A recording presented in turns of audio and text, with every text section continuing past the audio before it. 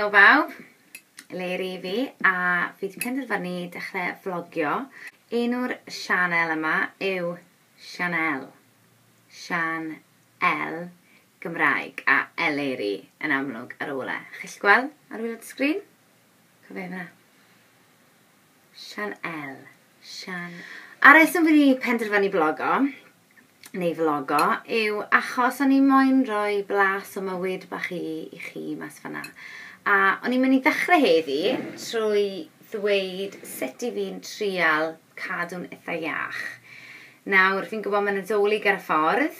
Mae nawr ym mis Tachwedd, bron mis Rhagfyr.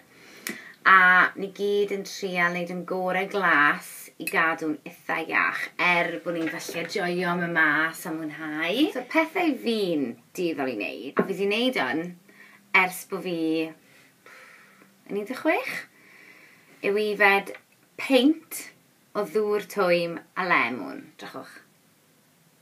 Cofio? Nawr, mae lot o bobl yn meddwl bod dŵr twym a lemwn yn blasu'n afiach. Wel, pan o'n i'n 16, o'n i'n meddwl bod yn afiach fyd. Ond nes i yn war benderfynu, reit, be ni chi'n neud bob bore sy'n mynd i fflysio ni, neu ni dymlo'n iawn, a galluogi ni i fyta neu ifed ty be ni moyn yn weddill y dydd. So dechreuwn ni ifed hwn.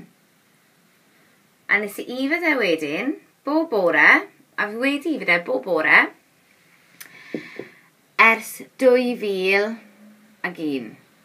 Bob bore. Nawr, fi ddim yn ei weid beth yn oedran ni, ond fi'n eitha hen. A mae lot o bobl yn gweud bod yn rho ni. Yn iawn. Wel, allu fe fod yn well, ond y reswm falle bod yn gymaint o wrinkles, gyda fi eto, yw achos hwn, bendant. A os chi'n trial e, credwch chi fi, bydd egni ydych chi, mae'n blasu neis, a mae fe'n helpu popeth i symud tu fewn.